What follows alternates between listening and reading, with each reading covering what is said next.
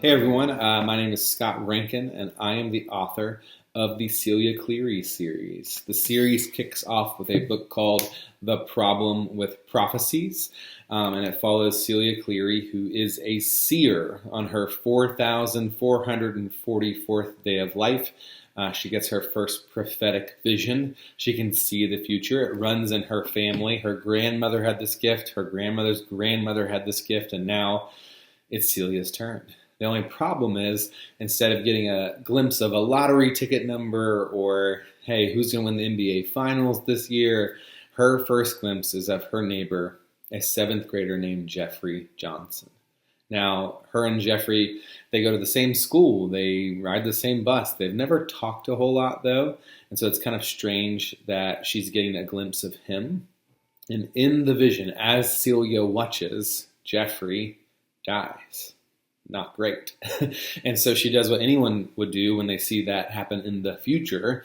She goes and she intervenes. She stops it from happening. And she thinks, wow, like this is, what my whole gift was for, to save people, to rescue people. And then she gets another vision and another and another. And soon her entire seventh grade year is basically saving Jeffrey's life over and over and over again. And that's not the end of Celia's story by any means. The newest book is actually the drama with Doomsdays, which comes out right after Celia kind of picks up the story right where it left off. And it's one of my favorite books of all time. In this one, Celia has to wrestle with a doomsday prophecy. And for those who don't know, a doomsday is like things are about to go bad, and not just for one person, but lots of people.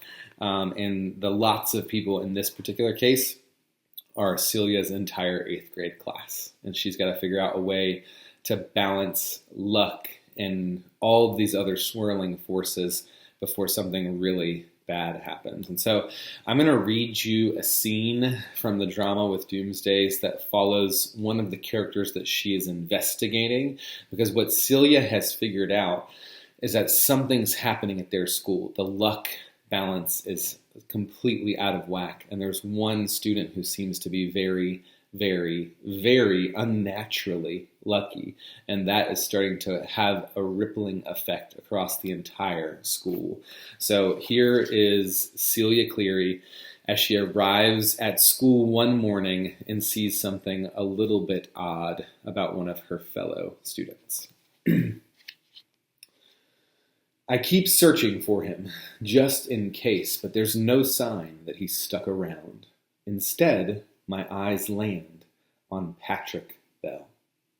He's standing at the center of the nearest locker bay, and he is glowing.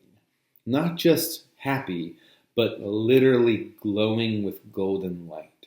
It is the weirdest thing I've seen in my entire life. A circle of students surround him, and it's clear he's the center of attention.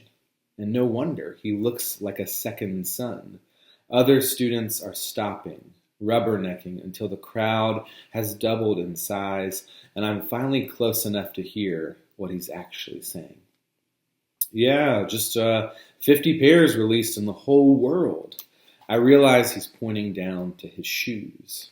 That is what everyone in the crowd is around to look at. They're not staring at the weird glow.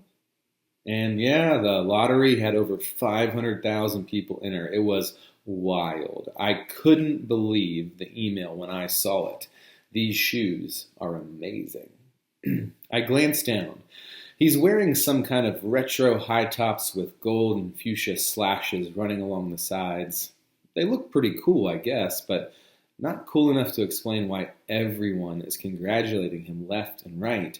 I even hear the kid next to me mutter under his breath, "Those are the coolest shoes I've ever seen." Really? I frowned. He doesn't hear my question, though. He's practically hypnotized by Patrick, leaning forward to try to hear what the school's most interesting boy will say next. So is the rest of the crowd. Everyone looks entranced by him until the minute bell rings. It's warning overhead, and that sharp, repeating sound breaks the spell, I realize. This is magic.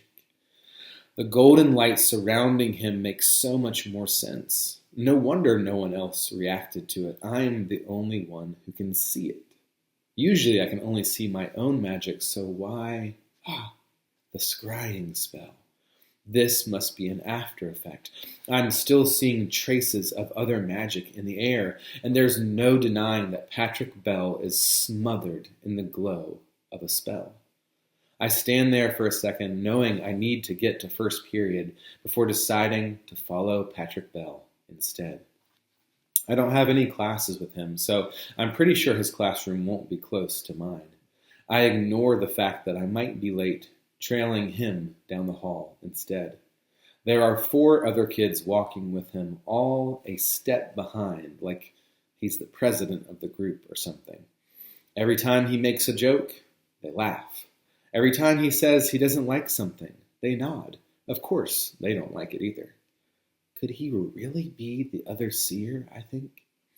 I've never read anything about a boy in our family having the gift, but I also never asked Grammy about other branches of magic. What if there are other families out there? Families where the magic manifests in some other way. I follow him and notice that even the teachers waiting outside their classrooms take note when Patrick passes by. They offer him nods and smiles. One actually waves at him, and Patrick waves back. Wow, I think. Whatever spell he's using is a really strong one. I keep following Patrick and his group of friends all the way to the end of the hallway. Some of the teachers are checking their watches on their wrists, waiting for the tardy bell to officially ring so they can finally close their doors, but the sound doesn't come. It doesn't ring until the exact moment that Patrick Bell steps inside of his classroom. It's a little eerie, the way his feet cross the threshold of the doorway, and then the bell rings right on cue. His teacher waves him to his seat, grinning at his good luck. All I can do is stand in the hallway as my stomach does backflips. If the vision I had is supposed to be connected to a doomsday scenario, then why does it seem like Patrick Bell is the luckiest person in the entire school? All the game-winning shots in basketball, the shoe lottery, the tardy bell practically waiting for him. It seems like the entire world is bending backwards in Patrick's direction. Why would that be such a bad thing? A throat clears behind me. One of the assistant principals is standing right there. Late for class, Miss Cleary? Well, I guess I am not as lucky as Patrick. And if you want to know the rest of what happens if Celia can actually stop a doomsday from happening, you have to read The Drama with Doomsdays. Thanks for listening, y'all.